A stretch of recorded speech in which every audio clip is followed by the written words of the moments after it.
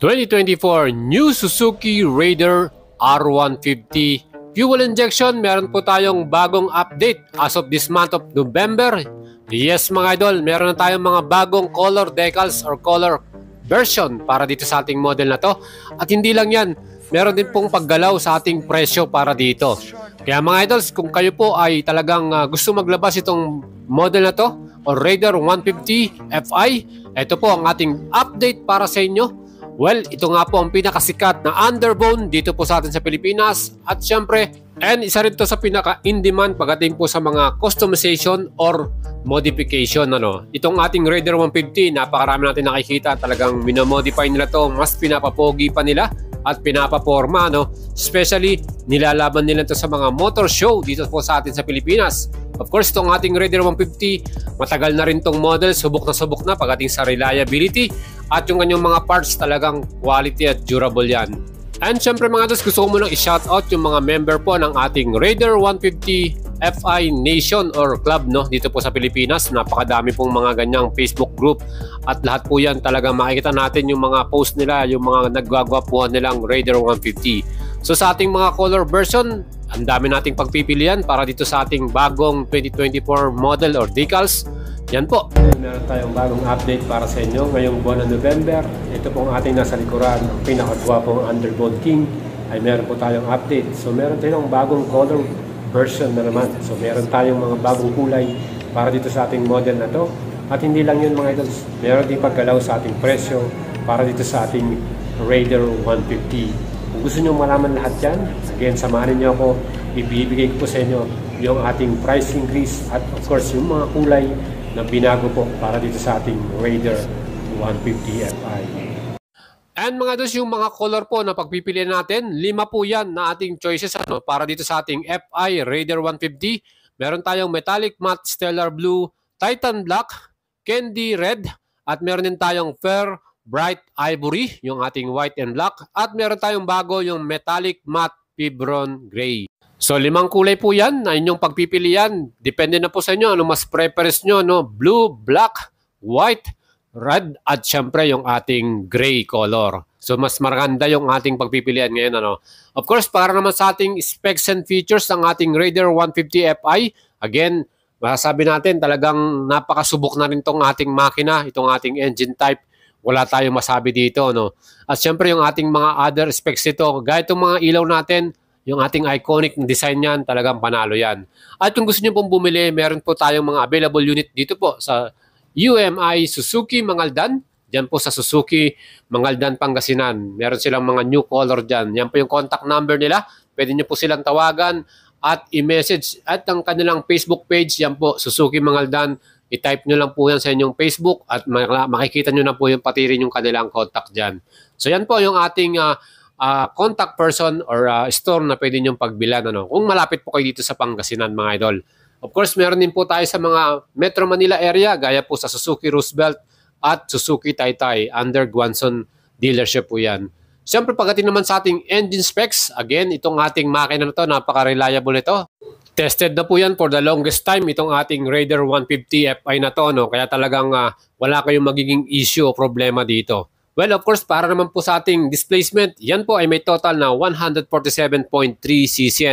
Single cylinder engine po ito. Of course, meron tong liquid cooling, 4 valves at naka-double overhead camshaft yan. Yung ating transmission, 6-speed po ito at pwede natin itong i-start via electric or kickstart. So, dalawa yung pagpipili natin. Ang max power nito, 18.2 HP at 10,000 RPM at maximum torque, 13.8 Nm at 8,500 RPM. Ganong kalakas yan mga idols. Sabi nga nila, you can reach 150 km/h dito sa ating Raider 150 na to. Yung ating namang chassis, pagdating sa suspension, ang harapan niya naka-telescopic forks. At yung ating likuran naman, naka-monoshock tayo mga idol. Siyempre, yan po ay hindi pa adjustable. Well, kahit may angkas naman tayo, okay naman po sumakay dito. Yun nga lang po, pag talagang sobrang lubak-lubak yung kalsada, mararamdaman mo yung tagtag. Pero siyempre, yung ating namang stopping power dito, naka-wavy disc tayo sa harapan. 2-piston caliper yan. At yun nga po, wala nga lang po itong equipped na ABS. So ito po ay naka-disc brake. Of course, panalo na rin yan at solid yung brake niyan. Well, para naman ating likuran, wavy disc din, 1 piston caliper. At ito nga, wala rin tayong equip dito na ABS. Pero yun nga sana yung inaasahan natin na i-update po ng Suzuki Motors Philippines. Lagyan naman po sana to ng ABS para mas solid at mas safe tong ating motor na to. Of course, gusto nila pinapangkarera to, mas maganda rin na meron tayong ganong feature. Yung ating wheels, alloy wheels po ito, 5-spoke to Y design. At syempre yung ating front size ng ating tire, 7090 by 17 inch. Yan po ay tubeless, medyo maliit, saka talagang manipis. At syempre, okay din yan. At yung ating alloy wheels sa likuran, yan naman po ay may sukat na 8090 by 17 inch. Actually, nakikita ko sa mga modification at sa mga customize ito, mas pinapalit pa nila yung mga gulong nila dyan. At pinapalitan nila ng mga rim spoke yan para mas magaan. Siyempre, yung takbuhan mas lalong bibilis pa yan. Yung wheelbase naman na sukat natin, 1,280 mm. Kaya talagang very compact itong ating design na to. Yung curb weight niyan, 109 kilograms. At yung ating seat height, 765 mm naman ang sukat. So, pwede po ito sa lahat ng mga Pilipino dahil yung average ng kanyang height ay talagang saktong-sakto yan. Ground clearance, 150 mm naman ang sukat. At syempre, itong ating Raider 150, meron tayong fuel capacity na 4 liters mga idol. Syempre, gasoline yan. Pagdating naman sa fuel consumption, napakatipid din. 50 km per liter. Ganun siya katipid mga idol. Kaya talagang pwede nyo itong gamitin pang daily service ninyo sa inyong trabaho. Yung ating namang susian, yan po ay meron ding shutter lock, another security para sa ating motor. So pag nilock mo na yan, mahirapan na yung mga kurimaw dyan, yung mga magnanakaw para i-open yan. Of course, yung ating namang instrument panel, yan po ay fully digital. Ang kagandahan dyan, kitang-kita mo yung ating speedometer, yung ating trip meter, fuel gauge, gear indicator, at yung ating clock para dito. So ito pong ating instrument panel na to, pwede mo ring palitan yung kanyang mismong background. Pwede mong gawing color red dyan. So pwede nyong pindutin yan. At yun nga, pag binuksan nyo yung ating ilaw, of course yan, makikita nyo, magiging color red siya. So sa gabi, mas maganda siyang tignan at mas visible yung ating instrument panel na yan. So yun po yung advantage nitong ating instrument panel. Well, para naman sa ating mga ilaw, kita nyo, meron din tayong daytime running light doon sa tabi bandang taas, tabi ng ating Suzuki logo. At yung ating headlight, yan po ay naka-LED na rin. Plus yung ating signal light at yung ating tail light. So medyo maganda at visible tayo sa daan. Pag tayo nagbe-brake, kitang-kita yan dahil na rin sa ating magandang ilaw. And para naman sa ating passenger o yung ating OBR, meron din tayong hawakan dyan sa likuran. Yan po, quality rin. Saka talagang swak na swak sa kamay natin yan pag tayo humawak dyan. Kaya okay din po na mag-angkas dito sa ating Raider 150. Plus yung mga apakan din natin, quality rin. Stainless yan at talagang panalo. Siyempre yung ating presyo po, meron din naging paggalaw. So medyo tumaas ng konti yung kanyang SRP.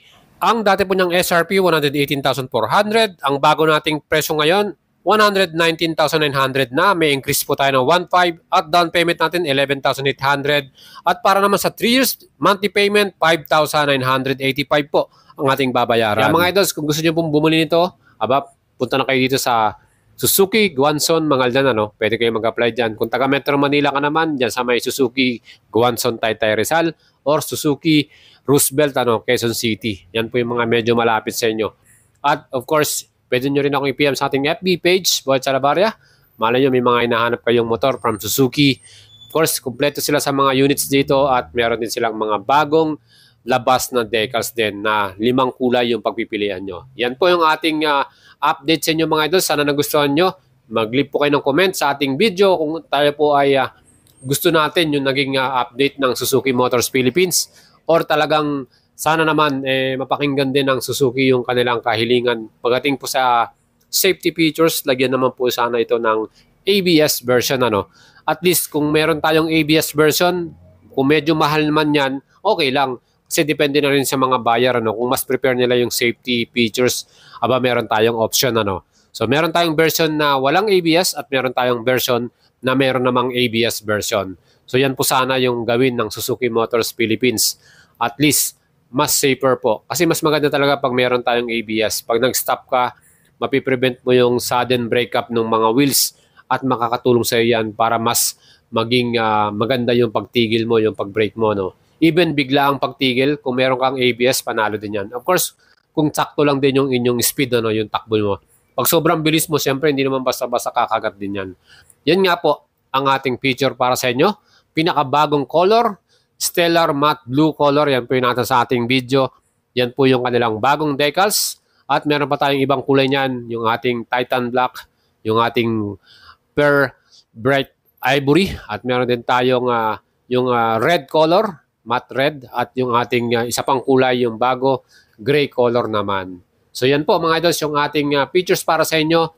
Pakishare po sa mga tropa ninyo itong ating video, sa mga nagbabalak pong bumili ng bagong Suzuki Raider 150 Fi 2024 new model, new color at new decals. Yan po yung ating bago para dito ngayong month of November 2023. And hopefully next year meron na tayong mas maganda pang update para dito sa ating model na to.